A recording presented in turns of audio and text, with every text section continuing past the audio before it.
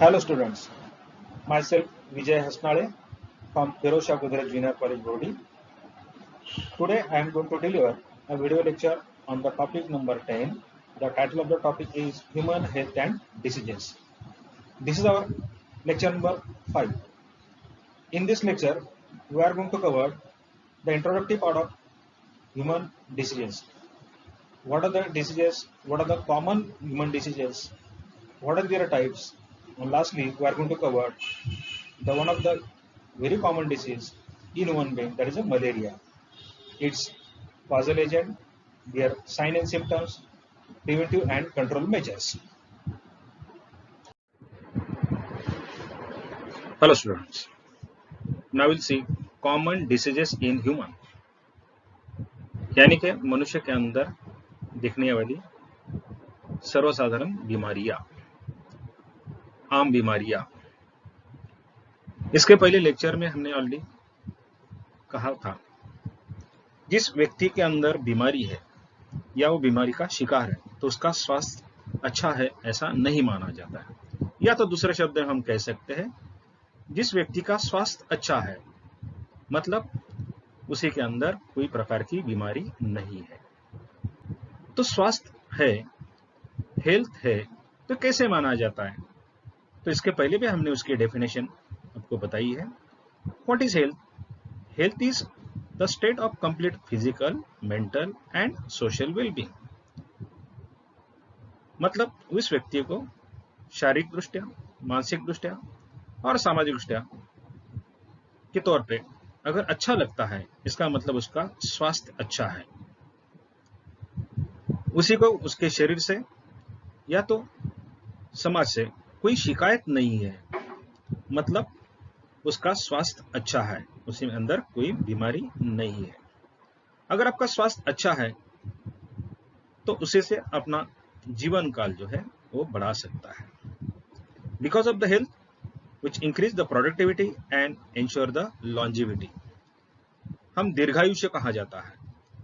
हमारा जो life span है, अगर आपका स्वास्थ्य अच्छा है तो बढ़ सकता है 100 साल या 100 साल से भी ज्यादा साल तक हम जिंदा रह सकते हैं, ऐसा हम कह सकते हैं। तो सवाल एक खड़ा होता है कि हम अपना हेल्थ, अपना स्वास्थ्य कैसे बना के रखें, अच्छा रखें।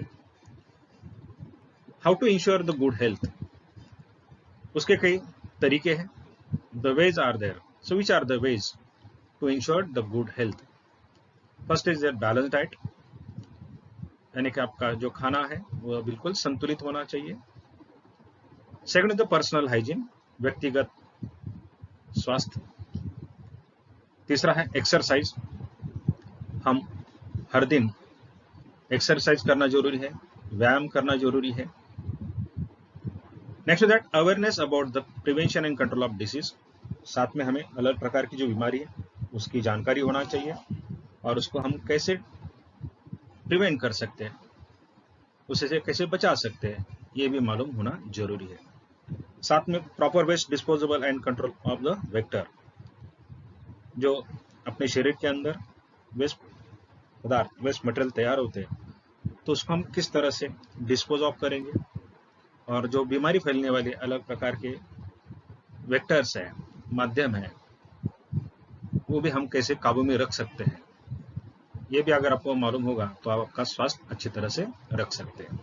साथ में वैक्सीनेशन, अगर आपको वैक्सीन दिया जाता है, टीकाकरण कहा जाता है, तो अलग प्रकार की बीमारी के से बचने के लिए समय समय पे टीकाकरण करना जरूरी होता है, टीका लगाना जरूरी होता है। और ये सभी हम करेंगे तो डेफिनेटली अब अपना जो हेल्थ है, अपना स्वास्थ्य है, वो अच्छी तरह से रखकर अपना जीवन अच्छी तरह से बिता सकते हैं। अभी हमने देखा ये सब हम करने के बावजूद भी हम कई बार बीमार हो सकते हैं, बीमार गिर सकते हैं, हमें बीमारी दिख सकती है। तो बीमारी क्यों आ जाती है? बीमारी के एक अलग अलग कारण है। Why do the disease occur? The first reason is their genetical reason. What is genetical reason or genetic reason? कई बीमारी ऐसी होती है, आनुवंशिक बीमारी कहा जाती है। जो अपने माँ बाप के अंदर बीमारी है, वो बीमारी कई बार बच्चों के अंदर भी दिखाई देती है। तो ऐसी प्रकार की बीमारी जो है उसी को आप कहते हैं अनुवंशिक बीमारी, जेनेटिकल डिसीजेस। दूसरा कारण जो है वो है इन्फेक्शन। कई बार कई पैथोजन का हमें प्रादुर्भाव होता है। ऐसे कई माइक्रोब्स या पैथोजन रोग जंतु अपने शरीर में अलग अलग तरीके से प्रवेश करते हैं और उसका नतीजा बीमारी में होता है। तीसरा जो है वो है सेडेंटरी लाइफस्टाइल, मतलब हमारा जो लाइफस्टाइल थोड़ा सा बदल गया है। हम एक ही जगह पे ज्यादा समय तक बैठकर काम करते हैं, उसका भी अपने स्वास्थ्य के ऊपर बुरा असर दिखाई देता है, क्योंकि हम जंक फूड का सेवन करते हैं, साथ में जैसे अल्कोहल है, ड्रग्स है, यानी कि मादक पदार्थ कहेंगे, या तो अल्कोहल यानी कि दारू वगैरह, इसका सेवन करेंगे तो उसका भी अपने शरीर पर बुरा असर होकर बीमारी दिखाई देती है। उसके साथ साथ लैक ऑफ एक्सरसाइज, हम रेगुलर एक्सरसाइज नहीं करेंगे तो उसका भी अपने शरीर के ऊपर दुष्परिणाम दिखाई देता है। यानी हम खाएंगे और साथ में उसको हजम नहीं हो सकता है, या तो एक्सरसाइज नहीं किया जाएगा, तो उसका नतीजा ओबेसिटी में हो सकता है और हम बीमार गिर सकते हैं।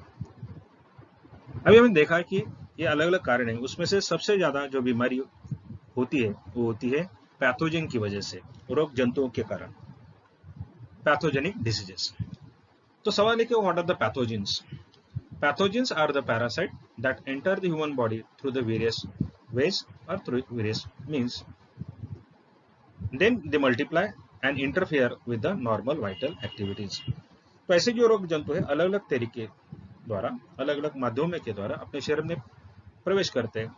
आने के बाद उनका मल्टीप्लिकेशन होता है, उनकी संख्या बढ़ जाती है, और उसके बाद अपने शरीर के अंदर जो चल रही प्रक्रिया है उसमें वो इंटरफेयर करते हैं, दखल अंदाजी करते हैं, और उसमें थोड़ा सा प्रॉब्लम क्रिएट कर सकते हैं। उसी को हम कहते हैं बीमारी। तो बीमारी अलग अलग प्रकार की है। तो बीमारी को अगर आपको ठीक से याद करना है, पढ़ना है, तो उसके लिए हम उसके टाइप्स देख सकते हैं, उसको कैटेगराइज कर सकते हैं। So disease broadly categorise into congenital disease and acquired disease. अभी ये दो प्रकार की जो डिसीज है, कॉन्जेनिटल मतलब ऐसी बीमारी जो जन्म के साथ आ जाती है, उसी को हम इनहेरिटेबल डिसीज, हेरिडिटरी डिसीज भी कह सकते हैं। और दूसरे प्रकार की बीमारी जो है वो जन्म होने के बाद तैयार होती है, उसी को हम कहते हैं acquired disease, that develop after the birth. अभी एक्वायर्ड डिसीज की बात करेंगे, जन्म के बाद जो बीमारी दिखाई देती है उसके भी अगर देखेंगे तो हम उसके दो हिस्सों में बंटवारा कर सकते हैं, communicable disease end non communicable disease. Communicable means what? The disease can be transfer from infected person to the healthy person, while in non-communicable disease that disease restricted to the person and is not going to transfer to the healthy person। यानी कि दो प्रकार की बीमारी है, एक संसर्गजन्य कहा जाती है, यानी कि अगर किसी एक व्यक्ति को कोई बीमारी का ऑलरेडी वो शिकार है तो वो बीमारी दूसरे व्यक्ति तक भी जा सकती है, फैल सकती है। ऐसी बीमारी को कहा जाता है संसर्गजन्य, कम्युनिकेबल। और दूसरे प्रकार की जो बीमारी है, अगर किसी एक व्यक्ति में दिखाई देती है तो उसका इन्फेक्शन या वो बीमारी दूसरे व्यक्ति तक नहीं जा सकती है, चाहे उसके संपर्क में आ जाए या साथ में रहे। तो ऐसे प्रकार की बीमारी को कहा जाता है नॉन कम्युनिकेबल। नॉर्मली ये खाने की कमतरता की वजह से, या तो जो पोषक द्रव्य, विटामिन जो है, जीवन सत्व जो है, वो अगर कम मिलता है तो उसी से होने वाली ये बीमारी उससे दिखाई देती है। या तो कई जेनेटिकल डिसीज जो होते हैं, किसी एक व्यक्ति को हुआ तो वो दूसरे को नहीं हो सकता है। तो इस प्रकार से हम बीमारी का पृथक्करण कर सकते हैं, प्रकार बता सकते हैं। तो मनुष्य के अंदर सर्वसाधारण देखने वाली बीमारी कौन सी है? वैसे तो बहुत सारी बीमारी है। तो as per syllabus we are going to focus some of the common diseases in the human being. Hello students. Earlier we covered health, disease, immune system, antigen, antibody, etc., etc. That time we also clear that if the person having health, so there is no disease. Or when the person having disease, so there is no health, because they are contrasting each other, opposite each other. Then, which are the common diseases occurring in human being? There are several common diseases are observed in the human being, like malaria, dengue, common cold, cancer, AIDS, etc., etc. So let us see one by one. First of all, we'll see about the malaria. The disease malaria is caused by pathogen.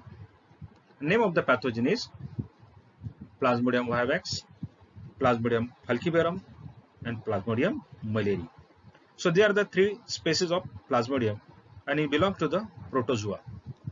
Hence, it is also called protozoan disease. Among these three species of Plasmodium, Plasmodium falciparum is a create severe malaria. The disease malaria is a communicable disease. It can be transferred from infected person to the healthy person, and it transferred through a vector. The vector is nothing but female anopheles mosquito. थोडक्यात malaria हा जो आजार आहे, सर्वसाधारण आढळणारा आजार आहे, तो संसर्गजन्य आहे. बाधित व्यक्तीकडनं, रोगी व्यक्तीकडनं निरोगी व्यक्तीमध्ये त्याचा संसर्ग होऊ शकतो, आणि ते संसर्ग करण्याचं काम फिमेल अनाफिलिस नावाचं जे मच्छर आहे, किंवा आपण डास म्हणतो, त्या डासाच्या मादी डास जे आहे अनाफिलिस जातीचे, तिच्यापासून त्याचा प्रसार होऊ शकतो. Then question is there, which are the sign and symptoms of malaria. म्हणजे मलेरिया झाला तर त्याचे लक्षणं कोणते आहेत, त्याची चिन्ह काय, ते कसं ओळखता येईल. So let us see one by one. Sign and symptoms of malaria. First one is there high grade fever, headache, म्हणजे खूप ताप येणे, डोकेदुखी होणे, चिल्स म्हणजे थंडी वाजणे, cyclic occurrence of high fever followed by the sweating and shivering, म्हणजे ताप येऊन गेल्यानंतर घाम येणे किंवा अंग थरथरणे, हे सुद्धा त्याचे लक्षण असू शकतात. In addition that vomiting, convulsion. Vomiting म्हणजे वॉमिट होणे, आपण त्याला ओकारी येणे असं म्हणलं जातं. कॉन्व्हल्शन म्हणजे भास होणे, कधी कधी फिट आल्यासारखा सुद्धा त्याचा परिणाम होऊ शकतो. ॲनिमिया, पंडुरोग, म्हणजे रक्तातील हिमोग्लोबिनचं प्रमाण कमी होणे. Arthralgia, that also called joint pain, म्हणजे सांधेदुखी सुद्धा त्याचे लक्षण आहेत. हिपॅटोमेगॅली, म्हणजे जो लिव्हर आहे, यकृत आहे, त्याची साईज जे आहे, आकारमान आहे, ते कधी कधी वाढलं जाऊ शकतं किंवा थोडक्यात सूज येते. हिमोग्लोबिनेरिया, म्हणजे युरिनद्वारे, लघवीद्वारे हिमोग्लोबिन बाहेर जाणे, त्यामुळे लघवी लाल किंवा पिवळी दिसून येते. रेटिनल डॅमेज, डोळ्यामध्ये असलेला रेटिना भाग आहे, त्याच्यामुळे आपल्याला दिसू शकतं, तर त्याच्यावर सुद्धा आघात होऊन दृष्टी कमजोर होऊ शकते. ब्रेन इन्फेक्शन, कधी कधी याचा परिणाम आपल्या मेंदूवर पण होऊ शकतो, आणि तेव्हा त्या मलेरियाला सेरेब्रल मलेरिया असंही संबोधलं जातं. तर हे झाले त्याचे वेगळे लक्षणं. So these are various signs and symptoms of malaria. Yes, we have covered. The malaria is caused by the Plasmodium, and if you want to protect from the malaria, so you have to break the life cycle of Plasmodium. जर आपल्याला malaria पासून संरक्षण करायचं असेल तर प्लाझ्मोडियमचं जीवनचक्र जे आहे ते जर आपण थांबवलं तर आपोआपच मलेरियाचा जो प्रसार आहे ते आपल्याला थांबवता येऊ शकतो. For that, you should know the life cycle of Plasmodium. Life cycle of Plasmodium is completed in the two hosts. One is human being, another is mosquito, Anopheles mosquito, especially female Anopheles mosquito. Some of the lifespan is completed in the human body, and some of the within the mosquito, like Anopheles. तर आपण प्लाझ्मोडियमचं जीवनचक्र पाहिलं तर त्या दोन सजीवामध्ये पूर्ण केलं तर त्यातला एक मनुष्य प्राणी आणि दुसरा आहे म्हणजे डास. अनाफिलस जातीची जी मादी डास आहे त्याच्या शरीरात काही जीवनकाल पूर्ण केला जातो. आपण बघूया तर हे जीवनचक्र कसं चालतं. Now will see how the life cycle of plasmid is completed. If the mosquito bite the healthy person, so that time it can release the sporozoites. म्हणजे संक्रमित असलेली जर तो डास असेल तर त्याच्या तोंडामध्ये स्पोरोझाइट्स, प्लाझ्मोडियमची एक अवस्था आहे त्याला स्पोरोझाइट्स असं म्हटलं जातं. जेव्हा ते स्पोरोझाइट्स असलेलं रक्त जेव्हा तो डास एखाद्या निरोगी व्यक्तीला चावा घेतो तेव्हा त्याच्या रक्तामध्ये सोडलं जातं. So this way the sporozoites are transfer from that mosquito into the healthy person, and once the sporocyte enter in the blood of the healthy person, then it multiply, then it reproduce asexually to form merozytes. That takes place in the hepatic cell. Hepatic cell means cells of liver. तर जेव्हा हे sporozoites निरोगी व्यक्ती शरीरात येतात तर रक्ताच्या द्वारे ते त्याच्या लिव्हर पर्यंत, यकृतापर्यंत पोहोचतात आणि तिथल्या पेशीमध्ये जाऊन त्याचा पुढे मल्टिप्लिकेशन होतं आणि त्याचं रूपांतर मेरोझाइट्स स्वरूपात होतं. ते असेक्युलर रिडक्शन होतं. So now sporozoite convert in the merozoite in the liver cell. Now this merozoite further enter in the RBCs and again reproduce to form gametocyte. जेव्हा हे मेरोझाइट्स तांबड्या पेशीमध्ये प्रवेश करतात आणि तांबड्यामध्ये पेशीमध्ये प्रवेश केल्यानंतर पुन्हा त्याचं तिथे असेक्शुअली रिप्रोडक्शन होतं. भरपूर प्रमाणात पेशी तयार केल्या जातात. आता ह्या नवीन पेशी जे तयार होतात त्याला गॅमेटोसाइट असं म्हटलं जातं. Gametocyte means that is the equivalent to the gamete. Now this gametocyte containing the blood when it's sucked by the insect like mosquito, so this way that gametocyte enter in the body of mosquito.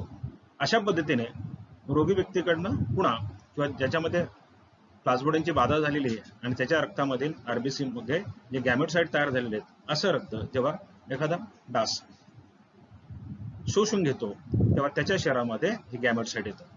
So once the gametocyte enter in the body of that mosquito, then it enter in their intestine, that is nothing but gut, and then this gametophyte further fuse together and fertilization is occur. After fertilization zygote, diploid zygote is formed. तर हे गॅमेटोसाइट जे आहेत हे जेव्हा त्या मच्छरच्या किंवा त्या डासाच्या शरीरामध्ये जाऊन तेव्हा त्याचं ते फलन होतं आणि त्यातून झायगोट किंवा फलित पेशी बनलं जातं ती तयार होते. Now this zygote further convert into the oocyst and then it again reproduced by asexually, but meanwhile that meiosis occur and because of that the zygote is further converted to the sporozyte. अशा पद्धतीने झायगोटचं रूपांतर पुन्हा स्पोरोझाइट मध्ये होतं. स्पोरोझाइट्स R हॅप्लॉइड्स, म्हणजे sporophyte मधले जे गुणसूत्र आहेत ते झायगोट पेक्षा अर्धे असतात, कारण झायगोट डिप्लॉइड म्हणजे त्यामध्ये क्रोमोझोमचे 2 संच असतात तर स्पोरोझाइट मध्ये फक्त एकच संच असतो. Hence zygote are diploid and sporozoites are haploid. Now the sporozoite again ready to inject to the healthy person by insect like mosquito. अशा पद्धतीने पुन्हा स्पोरोझाइट तयार होऊन ते स्पोरोझाइट पुन्हा निरोगी व्यक्तीला बाधित करू शकतात. अशा पद्धतीने आपल्याला लाईफ सायकल सांगता येऊ शकेल.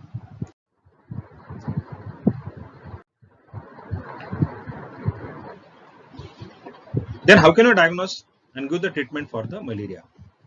मग मलेरियाचं निदान आणि त्याच्यावर उपचार कुठले आहेत पाहूया. The malaria can be diagnosed with the help of microscopic observation of blood smear. म्हणजे रक्ताची तपासणी केल्यानंतर आपल्याला समजू शकतं की मलेरियाची लागण झाली की नाही. Artemisinin based combination therapeutic like ACTS. WHO recommended various combination of the artesunettes and sulfadoxine, pyrimethamine, etc. तर याच्यावर उपचार म्हणून जागतिक आरोग्य संघटनेने काही औषध आपल्याला सूचित केलेली आहे. ते एकत्रित घेतले येते. त्यामध्ये आर्टेसुनेट आहे, सल्फाडॉक्साइन आहे, पायरिमिथामाइन आहे. कधी ते एका वेळी घेतलं जातं किंवा कधी एकत्र घेतलं जातं, म्हणून त्याला शॉर्टली ACTS असं म्हणलं जातं. Artemisinin based combination therapies. Sometimes quinine also use, कधीतरी क्युनाइनचा सुद्धा वापर केला जातो मलेरियाच्या उपचार पद्धतीमध्ये. But it again said that prevention is better than cure. आजार झाल्यानंतर त्याच्यावर उपचार घेण्यापेक्षा आजार होऊच नाही म्हणून काही खबर जर घेता येईल का? Definitely we can prevent. So how can you prevent? Simply by using mosquito repellent as well as mosquito net, by spraying insecticide as well as by using gambusia fish. मग याचा प्रादुर्भाव आपल्याला टाळायचा असेल, मलेरियाचा प्रादुर्भाव आपल्याला टाळता येऊ शकतो का? येस, आपण म्हणू शकतो होय, आपण टाळू शकतो जर आपण मच्छरदाणीचा वापर केला किंवा ह्या डासापासून आपल्याला त्यांना लांब ठेवायचं असेल तर वेगळ्या प्रकारचे अगरबत्ती आहेत, काही केमिकल्स आहेत, लोशन्स आहेत, त्याचाही वापर केला जाऊ शकतो जेणेकरून अशा प्रकारचे डास आपल्यापर्यंत पोहोचणार नाहीत आणि त्याच्यापासून होणारा प्रादुर्भाव आपल्याला टाळता येऊ शकतो. त्याचबरोबर insecticide, because mosquito is a insect. डास हा कीटक गटातील प्राणी आहे आणि तो मारण्यासाठी जे काही केमिकल वापरलं जातं, रसायन वापरलं त्याला इन्सेक्टिसाइड असं म्हणलं जातं आणि त्या इन्सेक्टिसाइडचा वापर केला की हे डास आपण मारू शकतो. आज मार्केटमध्ये वेगळ्या प्रकारचे स्प्रे अवेलेबल आहेत, ते मारल्यानंतर डास किंवा मच्छर मारले जातात. आपण टीव्हीवर बघितलं असेल वेगळ्या प्रकारच्या जाहिराती दिसतात, तर त्याचा वापर केला जातो. So these are nothing but the insecticide sprays. आताच बघितल्याप्रमाणे जर आपल्याला ह्या रोगाचा प्रादुर्भाव थांबवायचा असेल, प्रसार थांबवायचा असेल, तर त्याच्या व्हेक्टरची जी जीवनकाळ आहे तो आपण जर संपुष्टात आणला तर आपोआपच या पॅथोजनचं किंवा ह्या जीवजंतूचा सुद्धा जीवनकाळ थांबवू शकतो आणि त्यापासून होणारा प्रसार आहे, तो प्रादुर्भाव आहे, आपल्याला टाळता शकतो. ते कसं काय? तो सिम्पली बाय युझिंग गांबुशिया फिश. तर गांबुशिया नावाचे जे मासे आहेत त्याला आपण गप्पी मासे असं म्हणतो मराठीत. त्या गप्पी मासे जर आपण जर पाळले, normally this gambusia fish is release into the dirty water because that mosquito which lays down their eggs inside the dirty water, and when you release the gambusia fish, that gambusia fish is going to engulf their eggs as well as the larvae which comes from the eggs, and that interrupt the or finish the life cycle of mosquito. Ultimately it also interrupt the life cycle of plasmodium. थोडक्यात हे गप्पे मासे जर पाळले तर त्यामुळे डासाचं जीवनकाल आहे ते सुद्धा थांबवलं जातं, किंबहुना त्याचबरोबर प्लाझ्मोडियमचं सुद्धा जीवनचक्र थांबवून त्यापासून होणाऱ्या जो प्रादुर्भाव आहे, त्यापासून होणारा जो आजार आहे मलेरिया, त्याचाही सुद्धा आपण त्याला रोखता येऊ शकतं, त्याला थांबवलं जाऊ शकतं. थँक्यू.